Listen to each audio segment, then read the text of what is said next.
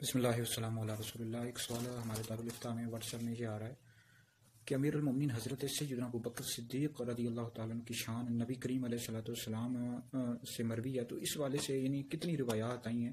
تو اس حوالے سے بے شمار روایات آئی ہیں۔ نبی کریم علیہ السلام نے اپنے یار غار کی حضرت سیدنا ابوبکر صدیق رضی اللہ تعالیٰ عنہ کی شان بیان کی، آپ کی عظمت کو بیان کیا۔